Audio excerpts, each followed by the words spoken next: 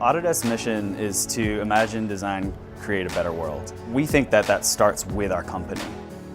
We think about 2050 and our vision for 2050, where there'll be 9 billion people and all of them living well and living within the limits of the planet. We have this amazing opportunity for all of us to come together as a community and solve some of the world's biggest challenges.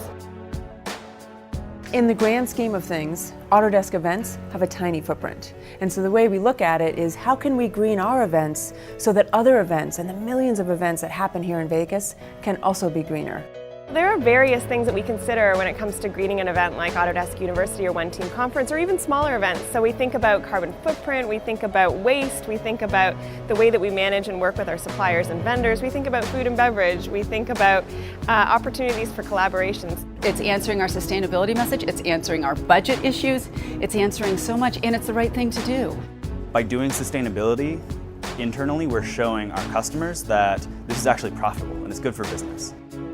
It's an opportunity for efficiency. It's an opportunity to run a better business. It's an opportunity to have a better event. And bring these best practices that can be scalable to the smaller meetings. Paperless initiatives, reduced bottled waters, so much electronic communication, and reduced waste on the exhibit floor.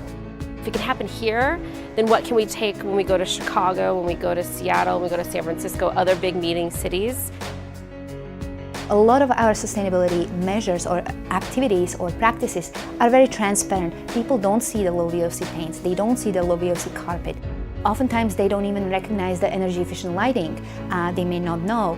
They definitely don't know about our recycling efforts because we don't have separately recycling bins. However, we have crews that sort through the trash 24/7. We've implemented a highly efficient, highly controllable lighting system within our large convention space, which saves enough energy to power about 400 homes a year. Instead of using plastic, we use compostable items. So if we have 9,000 people and they're there for 4 or 5 days, we're going to gather about 100 tons of food. So all that product that's not being eaten is coming to us to make compost. It never goes to the landfill. It doesn't have to create harmful gases. It's coming back into the environment to plant more trees, more food.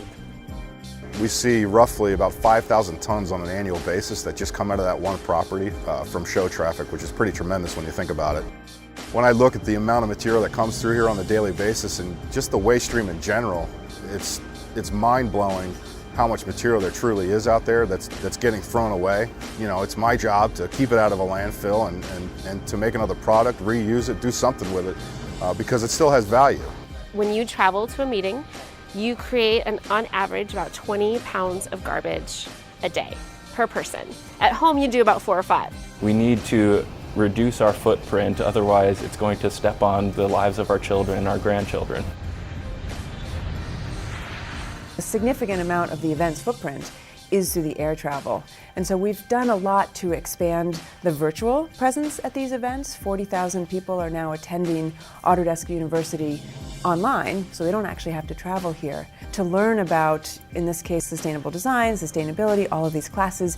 People coming together and sharing ideas is really important. We're going to have an ecosystem of 9 billion people who all have the opportunity to provide ideas, to provide suggestions. Through the means of Autodesk tools and other tools that are out there, everyone has the opportunity to be a designer and be creative and contribute to the solution.